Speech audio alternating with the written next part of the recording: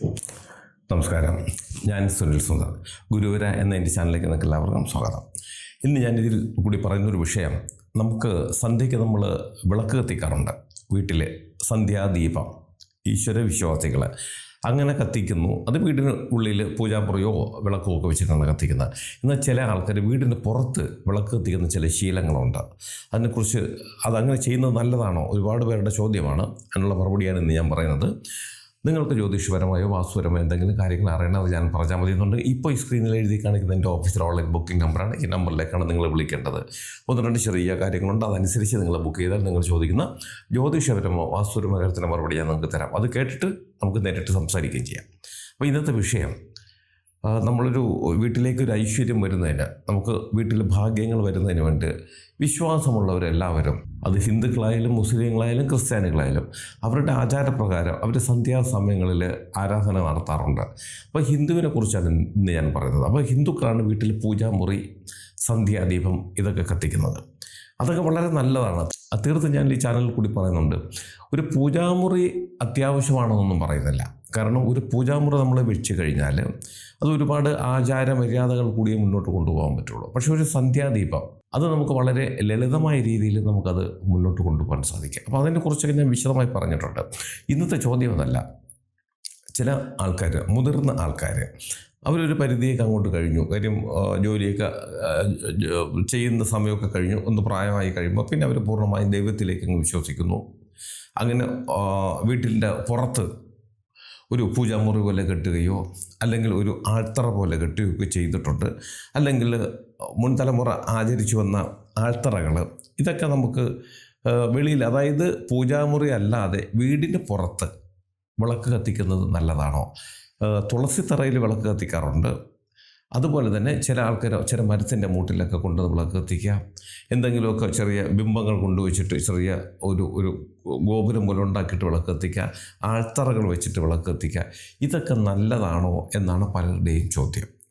കാരണം നമ്മൾ ആരാധിക്കുന്ന ദൈവത്തിനെ ആരാധിക്കുന്നത് എങ്ങനെ ആരാധിച്ചാലും അത് നല്ലതാണ്. ക്ഷേത്രത്തിൽ പോയി ആരാധിച്ചാലും, പൂജാമുറി വെച്ചാലും, ഒരു സന്ധ്യാദീപം ഉമ്മറത്ത് കത്തിച്ച് വെച്ചാലും, ഇതുപോലെ ആൾത്തറകൾ കെട്ടി ആരാധിച്ചാലും എല്ലാം നല്ലതാണ്. പക്ഷെ മനുഷ്യനെ കൊണ്ട് സാധിക്കുന്നതേ, സാധാരണ മനുഷ്യനെ കൊണ്ട് സാധിക്കുന്നതേ നമ്മൾ ചെയ്യാൻ പാടുള്ളൂ. ഈ പറഞ്ഞതിലെല്ലാം വെച്ചിട്ട് സന്ധ്യയ്ക്ക് ഒരു ദീപം ഉമ്മറത്ത് കത്തിച്ച് വെച്ച് രാമനാമം ചൊല്ലുന്നതാണ് ഇന്നത്തെ നമ്മുടെ മനുഷ്യൻ്റെ ഒരു ജീവിത രീതി വെച്ചിട്ട് ഏറ്റവും ഉത്തമം. കാരണം നമ്മളൊരു കാര്യം തുടങ്ങി വെച്ചാൽ, ഉദാഹരണം ഒരു പൂജാമുറി, നമ്മളൊരു പൂജാമുറി കെട്ടി, വീട് കിട്ടിയപ്പോൾ ഒരു പൂജാമുറി കെട്ടി, അതിനകത്ത് എവിടെ നിന്നെങ്കിലും കിട്ടുന്ന കുറേ വിഗ്രഹങ്ങളൊക്കെ കൊണ്ടുവച്ചു.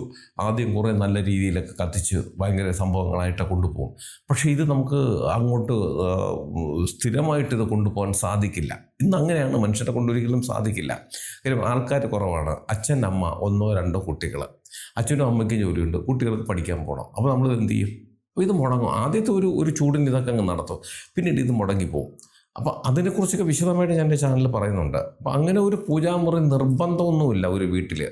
പക്ഷേ ഒരു സന്ധ്യാദീപം എന്ന് പറയുന്നത് അത് വളരെ അത്യാവശ്യമാണ്.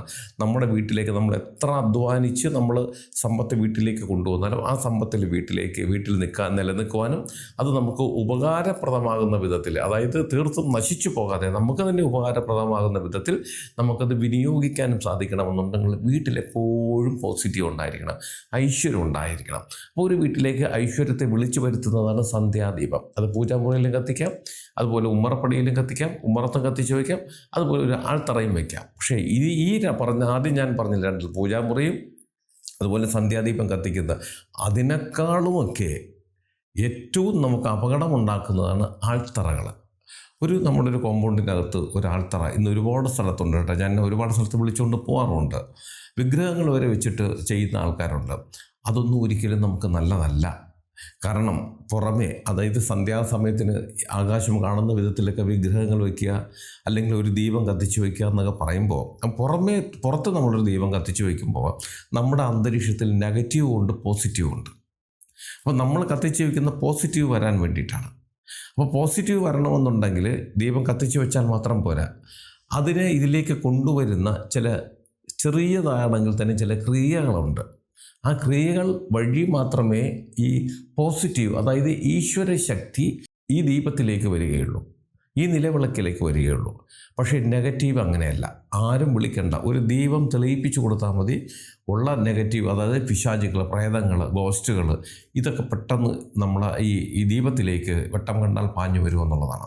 അപ്പം നമുക്കൊരു ആൾത്തറയൊക്കെ വെച്ച് ആരാധിക്കണമെന്നുണ്ടെങ്കിൽ അതിൻ്റെ ചിട്ടവട്ടം വേണം. അതിൻ്റെ കുറച്ച് കാര്യങ്ങൾ വ്യക്തമായി അറിയാവുന്നുള്ള, ചെറിയ രീതിയിലെങ്കിലും തന്ത്രങ്ങളൊക്കെ അറിയാൻ പറ്റുന്ന ആൾക്കാരുണ്ടെങ്കിൽ മാത്രമേ ഇത് വിജയിക്കുകയുള്ളൂ. കാര്യം വെച്ചാൽ ദീപം കത്തിച്ച് വെച്ചിട്ട് അവർ വേണ്ടുന്ന വിധത്തിൽ ആ ദൈവിക ശക്തിയെ അവർ ഉരുവിട്ട് വിളിച്ചാൽ മാത്രമേ ഈ ദീപത്തിലേക്ക് വരികയുള്ളൂ.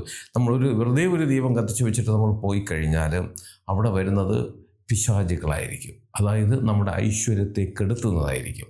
അപ്പോൾ എന്തിനാണ് നമ്മൾ ഇതിങ്ങനെ കത്തിച്ച് വയ്ക്കുന്നത്? നമുക്ക് കൂടുതൽ ഈശ്വരാധീനം കിട്ടാനാണെങ്കിൽ ഉള്ളത് കൂടി നമുക്ക് നഷ്ടമായി പോകും. അതിന് ഒരു സംശയവും വേണ്ട. പിന്നെ വർഷത്തിലൊരിക്കൽ പിന്നെ പോറ്റുമാരെ കൊണ്ടുവരണം, തന്ത്രിമാരെ കൊണ്ടുവരണം. അതൊക്കെ വലിയ പിടുപ്പത്ത് പണിയാണ്. ഇതൊന്നും ഇന്നത്തെ കാലത്ത് ആരെ കൊണ്ട് നടക്കുന്ന കാര്യങ്ങളല്ല. ഇത്രയൊന്നും ചെയ്തില്ലെങ്കിൽ പോലും, ഒരു വീട്ടിനുള്ളിൽ ഒരു പൂജാമുറി ഇല്ലെങ്കിൽ പോലും, ഒരു സന്ധ്യയ്ക്ക് നമ്മുടെ ഉമ്മറ ഭാഗത്ത് തൂത്ത് വൃത്തിയാക്കി വെള്ളം തളിച്ച് ഒരു മരപ്പലക വെച്ചിട്ട് അതിനകത്ത് ഒരു നിലവിളക്കും ഒരു കിണ്ടിയും അതിനകത്ത് കുറച്ച് വെള്ളം വെച്ച് കിഴക്ക് ദർശനമായിട്ടോ പടിഞ്ഞാറ് ദർശനമായിട്ടോ വെച്ചൊരു ദീപം കത്തിച്ചിട്ട് രാമനാമം ചൊല്ലിയാൽ നമ്മൾ ഈ ഒരു പൂജാമുറി കെട്ടി ഒരു 10-20 വിഗ്രഹം വയ്ക്കുന്നതിനേക്കാളും, അല്ലെങ്കിൽ വീടിൻ്റെ പുറത്ത് ഭാഗത്ത് ഒരു ആൾത്തറ കെട്ടി ആരാധിക്കുന്നതിനേക്കാളും ഐശ്വര്യം കിട്ടും. ഇത് മിക്ക ആൾക്കാരും മനസ്സിലാക്കുന്നില്ല എന്നുള്ളതാണ്. കാരണം ഈ ദൈവിക ശക്തിയെ പൂജാമുറിയിൽ ഇല്ലെങ്കിൽ ഉമ്മറ ഭാഗത്ത് ഒരു നിലവിളക്ക് കത്തിച്ച് വെച്ച് നമ്മൾ കത്തിച്ച് കഴിഞ്ഞാൽ ശരിക്കും പറഞ്ഞാൽ അവിടെ പോസിറ്റീവ് മാത്രമേ, ഈശ്വരാധീനം മാത്രമേ വരികയുള്ളൂ. പുറം ഭാഗങ്ങളിൽ ദൈവം വരുന്നതിനേക്കാളും വേഗത്തിലും ദൈവം വരുന്നതിനേക്കാളും എളുപ്പത്തിലും പിശാചുക്കൾ വന്നുവിടും. അതുകൊണ്ടാണ് നിങ്ങൾ ശ്രദ്ധിച്ചു നോക്കണം, ഈ ആൾത്തറകളൊക്കെ വെച്ച് കത്തിക്കുന്ന വീടുകളിൽ നിത്യം ദാരിദ്ര്യം, ദുഃഖങ്ങൾ, രോഗങ്ങൾ, മാനസിക പ്രശ്നങ്ങൾ, പരസ്പരം ശത്രുതകൾ, ഇതൊക്കെ ഉണ്ടാകും. എന്നാൽ ഒരു ആൾത്തറ ഉണ്ട്, ആ ആൾത്തറ നന്നായി നടത്തിക്കൊണ്ടു പോകാൻ പറ്റുന്ന വിധത്തിൽ അതിനുവേണ്ടി മാത്രം സമയം ചെലവഴിക്കുന്ന ആൾക്കാരുണ്ടെങ്കിൽ അതിൽ നിന്ന് ഗുണങ്ങൾ കിട്ടും. പക്ഷേ ഇന്ന് അങ്ങനെ അറിയാവുന്ന ആൾക്കാരില്ല. ഉണ്ടെങ്കിൽ പോലും അവർക്ക് സമയവുമില്ല. പഴയ ആൾക്കാർ ചെയ്തിരുന്നു, ഇന്ന് അങ്ങനെയല്ല. ഇന്നത്തെ ആൾക്കാർക്ക് ഷുഗർ, കൊളസ്ട്രോള്, BP ഇതെല്ലാം ഉണ്ട്. അവർക്ക് സന്ധ്യയ്ക്ക് മുമ്പ് ഒഴിച്ച് കുളിക്കാനോ നനയ്ക്കാനോ ഇതിന് ഒരുപാട് ചിട്ടവട്ടങ്ങൾ, ഒരുപാട് സമയവും നമ്മൾ ഇതിനു വേണ്ടി ചിലവാക്കുക, ഒരുപാട് കാര്യങ്ങൾ നമ്മൾ കാണാതെ പഠിക്കുക. ഇങ്ങനെയൊക്കെ ചെയ്താലേ ആൾത്തറകൾ നമുക്ക് നിലനിർത്തി കൊണ്ടുപോകാൻ സാധിക്കുകയുള്ളൂ. അതുകൊണ്ട് ഇന്നത്തെ ചോദ്യം ഇതായിരുന്നു, ആൾത്തറകൾ നമുക്ക് ഗുണം തരുമോ എന്ന് ചോദിച്ചാൽ അതിനെ മാനം മര്യാദയായിട്ട് നടത്തിക്കൊണ്ട് പോയില്ല എങ്കിൽ അത് നമുക്ക് തരുന്നത് ഏറ്റവും വലിയ ദോഷങ്ങളും ഏറ്റവും വലിയ ദുരന്തങ്ങളുമായിരിക്കും. അതിനൊരു സംശയവും വേണ്ട. അതുകൊണ്ട് ഇന്നത്തെ കാലത്ത് ആൾത്തറകൾ പുതിയതായിട്ട് കെട്ടിപ്പടുക്കാൻ ശ്രമിക്കുന്നവർ വരെ എന്നെ വിളിക്കുന്നുണ്ട്. പക്ഷേ അവരൊക്കെ ഞാനത് പറഞ്ഞ് മനസ്സിലാക്കാറുണ്ട്. പറ്റില്ല സാറേ, അത് വന്ന് ഞങ്ങൾക്ക് ചെയ്തു ഞങ്ങളത് നന്നായി നടത്തിക്കൊണ്ട് പോകുമെന്ന് പറയുന്ന സ്ഥലത്ത് ഞാൻ പോകാറ് പോലുമില്ല. കാര്യം എനിക്കറിയാം ഇതൊക്കെ ആദ്യത്തെ ഒരു ആവേശം മാത്രമേ ഉള്ളൂ. അതൊന്നും കഴിഞ്ഞാൽ ഇതൊന്നും നോക്കി നടത്താം. ഇന്നത്തെ നമ്മുടെ ജീവിത രീതി കൊണ്ട് നമുക്ക് സാധിക്കില്ല. ആഗ്രഹങ്ങളുണ്ടെങ്കിൽ പോലും നമുക്ക് സാധിക്കില്ല എന്നുള്ളതാണ്. അതുകൊണ്ട് സന്ധ്യാദീപം ഒരു വീട്ടിൽ അത്യാവശ്യം തന്നെയാണ്. അതൊന്ന് കത്തിക്കുക. ആരെങ്കിലും വന്നിരുന്ന് രാമനാമം ചൊല്ലുക. അല്ലാതെ വലിയ പൂജാമുറിയൊക്കെ കെട്ടി അതിനകത്തൊരു 100-150 വിഗ്രഹവും അതിനോടൊപ്പം തന്നെ ഒരുപാട് നിലവിളക്കും മണിയടിയും കർപ്പൂരാരാധനയും ശാമ്പ്രാണത്തിരി കത്തിപ്പും ബഹളവും യൂട്യൂബിൽ കാണുന്ന പല മന്ത്രങ്ങളും കാണാതെ പഠിച്ച് അതൊക്കെ ഇരുന്ന് ഉച്ചത്തിൽ ചൊല്ലുക എന്നൊക്കെ പറഞ്ഞാൽ ഇതൊന്നും നമുക്ക് എത്ര ദിവസം കൊണ്ടുപോകാൻ സാധിക്കും? ഒന്നും സാധിക്കില്ല. അതുപോലെ തന്നെയാണ് ആൾത്തറകളുടെ കാര്യത്തിലും. പൂജാമുറിയേക്കാളും ഏറ്റവും കൂടുതൽ നമ്മൾ സൂക്ഷിക്കേണ്ടത് ആൾത്തറകളാണ്. നമ്മുടെ വീടിന് പുറത്ത്, വീട്ടിന് ചുറ്റും, അതായത് നമ്മുടെ കോമ്പൗണ്ടിനുള്ള ആൾത്തറകൾ ഉണ്ടെങ്കിൽ അതിനെ എങ്ങനെയെങ്കിലും വിധിയാമണ്ണം അതിനവിടെ നിന്ന് മാറ്റി സ്ഥാപിക്കാൻ, അല്ലെങ്കിൽ അതിനെ മറ്റൊരു ഭാഗത്തേക്ക് കൊണ്ടുപോകാനുള്ള ശ്രമങ്ങൾ നടത്തുക. അതിന് നമ്മൾ ഇനി പുനർനിർമ്മാണം ചെയ്യുകയോ ഇല്ലാത്തടത്ത് പുതിയ ഉണ്ടാക്കുവാനും ശ്രമിച്ചാൽ അത് നമ്മുടെ ജീവിതത്തിൽ നമുക്ക് വരുന്ന തലമുറയെപ്പോലും നശിപ്പിക്കുന്ന വിധത്തിലേക്കായിരിക്കും കാര്യങ്ങൾ പോകുന്നത്. ഞാൻ ഈ പറഞ്ഞ കാര്യം നിങ്ങൾക്കെല്ലാവർക്കും ഉപകാരപ്രദമാകട്ടെ.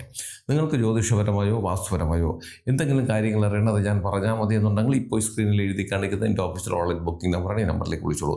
1-2 ചെറിയ കാര്യങ്ങളുണ്ട്, അതനുസരിച്ച് നിങ്ങൾ ബുക്ക് ചെയ്യണം. അങ്ങനെ നിങ്ങൾ ബുക്ക് ചെയ്താൽ നിങ്ങൾ ചോദിക്കുന്ന ജ്യോതിഷപരമോ വാസ്തുപരമോ കാര്യത്തിൻ്റെ മറുപടി ഞാൻ നിങ്ങൾക്ക് തരാം. അത് കേട്ടിട്ട് നിങ്ങൾക്ക് എന്നെ തിരിച്ച് വിളിക്കുകയും ചെയ്യുക. അതുപോലെ നിങ്ങളുടെ വീടിനോ നിങ്ങളുടെ ഭൂമിക്കോ വാസ്തുദോഷമോ ഭൂമിദോഷമോ അതുപോലുള്ള എന്തെങ്കിലും പ്രേതബാധ ദോഷങ്ങളോ സർപ്പദോഷങ്ങളോ ശത്രുദോഷങ്ങളോ എന്തെങ്കിലും ഉണ്ടെങ്കിൽ അങ്ങനെയുള്ള ഭൂമി നേരിട്ട് വന്ന് കണ്ടാൽ മാത്രമേ അതിനെക്കുറിച്ച് പൂർണ്ണമായി മനസ്സിലാക്കി പരിഹാരങ്ങൾ ചെയ്തു തരാൻ സാധിക്കുകയുള്ളൂ. അങ്ങനെയാണെങ്കിൽ നിങ്ങൾ ഈ നമ്പർ തന്നെ വിളിച്ചോളൂ. അത് ഏത് ജില്ലയിലാണെങ്കിലും മറ്റൊരു സ്റ്റേറ്റിലാണെങ്കിലും സമയക്രമം അനുസരിച്ച് ഞാൻ അവിടെ വന്ന് കണ്ട് അതിനുള്ള പരിഹാര മാർഗ്ഗങ്ങളും ചെയ്തു തരാം. പിന്നെ അടുത്തതായിട്ട് നിങ്ങൾക്ക് ജ്യോതിഷം ഓൺലൈൻ വഴി അല്ലാതെ നേരിട്ട് വന്നറിയാനുള്ള സംവിധാനമുണ്ട്. അങ്ങനെയാണെങ്കിൽ നിങ്ങൾ വരേണ്ടത് തിരുവനന്തപുരം ജില്ലയിൽ തന്നെയാണ്.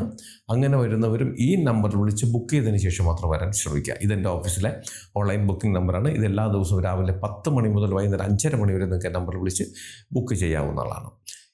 നിങ്ങൾ എൻ്റെ ചാനൽ സ്ഥിരമായിട്ടൊന്ന് കാണണം, സബ്സ്ക്രൈബ് ചെയ്യണം. എനിക്ക് വേണ്ടുന്ന എല്ലാവിധ പ്രോത്സാഹനങ്ങൾ തരികയും വേണം. നിങ്ങൾക്കും നിങ്ങളുടെ കുടുംബത്തിലെ ഓരോ അംഗത്തിനും എല്ലാവിധ ഐശ്വര്യങ്ങളും സന്തോഷവും സമാധാനവും ദീർഘായുസ്സും ഈശ്വരൻ തരട്ടെ ആത്മാർത്ഥമായി പ്രാർത്ഥിച്ചുകൊണ്ട് തൽക്കാലം നിർത്തുന്നു. അടുത്ത ഒരു വീഡിയോയുമായി കാണുന്നവരെ എല്ലാവർക്കും നന്ദി, നമസ്കാരം.